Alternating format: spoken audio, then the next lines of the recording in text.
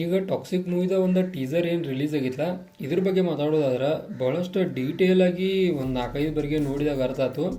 ನಾವು ಒಂದೇ ಸೀನ್ನ ತಿಳಿಸೋದು ಏನಂದ್ರೆ, ಇಲ್ಲಿ ತ್ರಿಬಲ್ ರೋಲ್ ಇರೋ ಚಾನ್ಸ ಭಾಳ ಐತಿ ಯಶ್ ಅವ್ರದ. ಇದನ್ನ ಯಾವ ಕಾರಣಕ್ಕೆ ನಾ ಹೇಳ್ತಾನಂದ್ರೆ, ನಾವು ಒಂದು ಇಂಟ್ರೊಡಕ್ಷನ್ ಪ್ರಾಯ ಒಂದು ಟೀಸರ್ ಬಿಟ್ಟಿರಲ್ಲ ಮೊದಲ, ಅದ್ರೊಳಗೆ ಯಶ್ ಬೆನ್ನ ಮೇಲೆ ಯಾವುದೇ ರೀತಿಯಾದ ಟ್ಯಾಟೂ ಇಲ್ಲ. ಬಟ್ ಇದ್ರೊಳಗೆ ಯಶ್ ಅವರ ಒಂದು ಬೆನ್ನ ಮೇಲೆ ಒಂದು ಟ್ಯಾಟೂ ಐತಿ.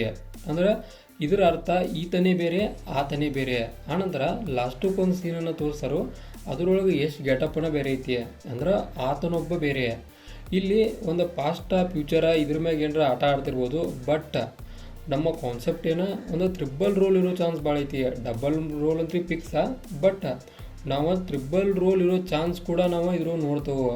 ಅಂದ್ರೆ ಇದನ್ನ ನೀವು ಗಮನಿಸಿದಾಗ ನಿಮಗೂ ಕೂಡ ಅರ್ಥ ಆಗಿದ ಒಂದು ತ್ರಿಬಲ್ ರೋಲ್ ಕಾನ್ಸೆಪ್ಟ.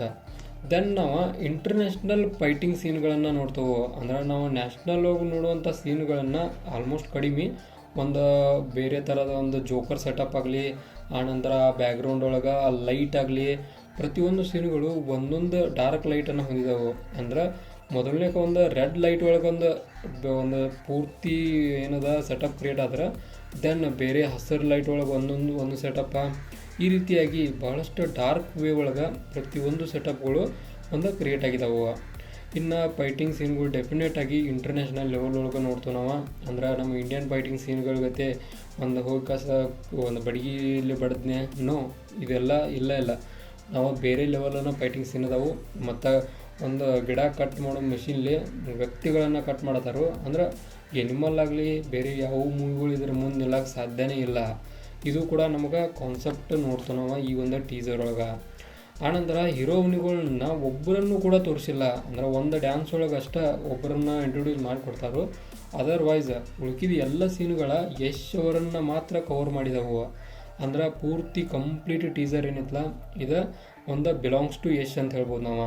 ಕಂಪ್ಲೀಟಾಗಿ ಇಡೀ ಟೀಸರ್ ಯಶ್ ಅವರನ್ನು ಡೆಕೋರೇಟ್ ಮಾಡ್ಕೊಂಡು ಹೋಗೈತಿ. ಯಶ್ ಅವರ ಯಾವ ರೀತಿಯಾಗಿ ಇರ್ತಾರೆ ಅನ್ನೋದನ್ನು ತೋರಿಸ್ಕೊಂಡು ಹೋಗೈತಿ. ಇನ್ನು ಹೀರೋ ಕೂಡ ಆ್ಯಸ್ ನಾವು ಹೀರೋ ಯಾರಿದ್ರೋಗ ಅಂದ್ರೆ ರಾಯ ಹೀರೋನೋ ಏನೋ, ಆ ಲಾಸ್ಟಕ್ಕೆ ತೋರಿಸಿದಂಥ ಆ ಹೀರೋನೋ ಏನೋ, ನಾ ಆಲ್ರೆಡಿ ಹೇಳಿದಂಗೆ ಟ್ಯಾಟೂ ಹಿಂದೆ ಇಲ್ಲ ಅವ್ನು ಹೀರೋನೋ. ಅಂದ್ರೆ ಹೀರೋ ಯಾರು ಅನ್ನೋದೇ ಗೊತ್ತಿಲ್ಲ. ಇಲ್ಲಿ ಇರೋರೆಲ್ಲ ವಿಲನ್ಗಳಾಗಿದ್ದಾರೋ, ಏನು ಹೀರೋಯಿನೋ ಅದು ಕೂಡ ಒಂದು ಡೌಟ್ ಬರ್ತೈತಿ. ಇಲ್ಲಿ ಹೀರೋನ ಒಂದು ಲೇಡಿ ಕ್ಯಾರೆಕ್ಟರ್ ಕೂಡ ಇರೋ ಚಾನ್ಸ್ ಐತಿ. ಅಂದ್ರೆ ಯಶ್ ಅವರ ಆ್ಯಸ್ ಅ ವಿಲ್ಲನ್ ಲೈಕಸ ಒಂದು ಇಂಟ್ರೊಡ್ಯೂಸ್ ಆಗಿ ಹೀರೋನ ಅಂದ್ರೆ ರುಕ್ಮಿಣಿ ವಸಂತ ಅವರಾಗಲಿ, ನಯನತಾರ ಅವರಾಗಲಿ, ಇದ್ರಾಗ ಯಾರು ಹೀರೋ ಇರ್ಬೋದು, ಹಿಂಗೂ ಇರೋ ಚಾನ್ಸ್ ಐತಿ, ಇಲ್ಲಂತಲ್ಲ. ಆನಂತರ ಈಗ ನಾನು ಆಲ್ರೆಡಿ ಹೇಳಿದಂಗೆ ಒಂದು ಹೀರೋನ ಮಿಸ್ಸಿಂಗ. ಏನು ಹೀರೋ ಯಾರ, ಹೀರೋ ಏನ, ಹೀರೋನ ವಿಲ್ಲನ್ನು ಹೀರೋನು, ಈ ರೀತಿಯಾದ ಒಂದು ಮೈಂಡ್ ಒಳಗೆ ಬೇರೆ ಥರದ ಹುಳಗಳನ್ನು ಬಿಟ್ಟಾರೋ. ಅದನ್ನು ಕೂಡ ನಾವು ಡೆಫಿನೆಟಾಗಿ ಟ್ರೈಲರ್ ಅಥವಾ ಮೂವಿ ಬಂದ್ಬೇಕಾದ್ರೆ ಗುರ್ತಾಗೈತಿ. ಬಟ್ ಟ್ರೈಲರ್ ಬಂದ್ಬೇಕಾ ಅದೊಂದು ಕ್ಲಾರಿಫೈ ಆಗೋ ಚಾನ್ಸ ಭಾಳ ಐತಿ. ಇದು ಅದೆಲ್ಲ ಬಿಡ್ರಿ. ಇನ್ನೊಂದು ಏನು ಅನಿಸ್ತಂದ್ರೆ ನಂಗೆ ಒಂದು ಬ್ಯಾಕ್ಗ್ರೌಂಡ್ ಮ್ಯೂಸಿಕ್ ಮಾತ್ರ ಹೇಳೋದಲ್ಲ, ಬೆಂಕಿ ಲೆವೆಲ್ ಇತ್ತು. ಅಂದ್ರೆ ಪ್ರತಿಯೊಂದು ಸೀನುಗಳಿಗೂ ಬೇರೆಯಾದ ಬ್ಯಾಕ್ಗ್ರೌಂಡ್ ಮ್ಯೂಸಿಕ್ಗಳನ್ನು ನಾವು ನೋಡ್ತೇವೆ. ಅಂದ್ರೆ ಕಂಪ್ಯಾರಿಟಿವ್ ಮಾಡಿ ನೋಡಿದ್ರೆ ಬೇರೆ ಟೀಸರ್ಗಳಿಗೂ ಇದಕ್ಕೂ. ಅಂದ್ರೆ ಈಗ ರೀಸೆಂಟಾಗಿ ರಿಲೀಸ್ ಆದಂಥ ದುರಂಧರ ಹೇಳ್ತಾನು. ಡೆಫಿನೆಟಾಗಿ ದುರಂಧರ್ಗಿಂತ 100 ಪಟ್ಟು ಆತನ, 10 ಪಟ್ಟಲ್ಲ, 1 ಪಟ್ಟಲ್ಲ, 100 ಪಟ್ಟು ಬೆಟರ್ ಐತಿ ಟಾಕ್ಸಿಕ್ ಮೂವಿ. ಡೆಫಿನೆಟಾಗಿ ಇದಕ್ಕೆ ಮಾತ್ರ 101% ಶೋರ್ ಅದನು. ಈಗ ನಾವು ದುರಂಧರ ಅನ್ನೋದು ಕೇವಲ ಒಂದಷ್ಟು ಸೀನ್ಗಳಿಂದ, ಆನಂತರ ಒಂದಷ್ಟು ಪರ್ಟಿಕ್ಯುಲರ್ ಕ್ಯಾರೆಕ್ಟರ್ಗಳಿಂದ ಎದ್ದೈತಿ ಹೊರತ ಆ ಥರದೇ ಆದ ಒಂದು ಸಿನಿಮಾಟೋಗ್ರಫಿ ಎಲ್ಲೂ ನಾವು ನೋಡೋದಿಲ್ಲ.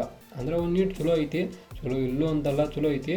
ಬಟ್ ಟಾಕ್ಸಿಕ್ಗೂ ಅದಕ್ಕೂ ಕಂಪೇರ್ ಮಾಡಿ ನೋಡಿದ್ರೆ ಟಾಕ್ಸಿಕ್ ಡೆಫಿನೆಟ್ಲಿ ಇದನ್ನು ಸೈಡ್ ಹಾಕಿ ಹಿಂದೆ ತಳ್ಳಾಕಿ ಮುಂದೆ ಡೆಫಿನೆಟಾಗಿ ಹೋಗ್ತೈತಿ. ಇದು ಮಾತ್ರ ನಾವು ಡ್ಯಾಮ್ ಶೋರ್ 101% ಶೋರ್ ಅದಾವೆ. ಇದೆಲ್ಲ ಆಯ್ತು. ಇನ್ನೊಂದು ನನಗೆ ಏನಂತ ಅನಿಸ್ತಂದ್ರೆ, ಒಂದು ಬ್ಯಾಕ್ಗ್ರೌಂಡ್ ಮ್ಯೂಸಿಕ್ ಬಗ್ಗೆ ನಾನು ಹೇಳಿದೆನು, ಇದಾಯ್ತು. ದೆನ್ ಒಂದು ಸೆಟಪ್ಪ, ಪ್ರತಿಯೊಂದು ಸೀನ್ಗಳನ್ನು ನೋಡ್ರಿ ನಾವು ಬೇರೆ ವಿಜುವಲೈಸೇಷನನ್ನು ಇಟ್ಕಸ ಒಂದು ಸೆಟಪ್ಗಳನ್ನು ಕ್ರಿಯೇಟ್ ಮಾಡಿದಾರು. ಅಂದ್ರೆ ಕ್ರಿಯೇಟಿವ್ ಮೈಂಡ್ಸೆಟ್. ಅಂದ್ರೆ ಗೀತು ಮೋಹನ್ ದಾಸ್ ಅವರ ಕ್ರಿಯೇಟಿವ್ ಮೈಂಡ್ಸೆಟ್ ಈ ಒಂದು ಟೀಸರ್ ಹೋಗಿ ಎದ್ದು ಕಾಣಿಸ್ತೈತಿ. ಅಂದ್ರೆ ಒಬ್ಬ ಮೆನ್ ಡೈರೆಕ್ಟರ್ಗೂ ಆನಂತರ ಒಬ್ಬ ಲೇಡಿ ಡೈರೆಕ್ಟರ್ಗೂ ಭಾಳಷ್ಟು ವ್ಯತ್ಯಾಸ ಐತಿ. ಬಟ್ ಲೇಡಿ ಡೈರೆಕ್ಟರ್ ಆದರೂ ಕೂಡ ಗೀತು ಮೋಹನ್ ದಾಸ್ ಅವರ ತಮ್ಮ ಬೆಸ್ಟ್ ಕೊಟ್ಟಾರ ಅಂತ ಹೇಳ್ಬೋದು. ಅಂದ್ರೆ ಈ ರೀತಿಯಾದ ಒಂದು ಸಿನಿಮಾಟೋಗ್ರಫಿಯನ್ನು ಮಾಡೋಕೆ ದಮ್ಮು ಬೇಕು. ಆ ದಮ್ಮನ್ನು ಗೀತು ಮೋಹನ್ ದಾಸ್ ಅವರಲ್ಲಿ ನಾವು ಡೆಫಿನೆಟಾಗಿ ಕಾಣ್ತೇವೆ. ಇವರಿಗೆ ಒಂದು ಡೆಫಿನೆಟ್ ಸಾಥ್ ಕೊಟ್ಟಿರೋದು ನಮ್ಮ ಯಶ್ ಬಾಸ್ ಅವರ. ನಾ ಯಾವುದೋ ಇದ್ರೊಳಗೂ ಯಶ್ ಅವ್ರ ಮೂವಿಗಳೊಳಗೆ ಬಾಸ್ ಅಂತೇಳಿ ಮೆನ್ಷನ್ ಮಾಡಿಲ್ಲ. ಈ ಒಂದು ಟೀಸರ್ ಮೆನ್ಷನ್ ಮಾಡೋಕ್ಕೆ ಕಾರಣ ಆ ರೀತಿಯಾದ ಸಿನಿಮಾಟೋಗ್ರಫಿ ಆನಂತರ ಡೈಲಾಗ್ ಡೆಲಿವರಿಗಳು. ಯಶ್ ಅವರ ಡೈಲಾಗ್ ಎಲ್ಲಿಂದ ಸ್ಟಾರ್ಟ್ ಆಗಿಲ್ಲ, ಮೈ ರೋಮಾಂಚನ ಆಕೈತಿ.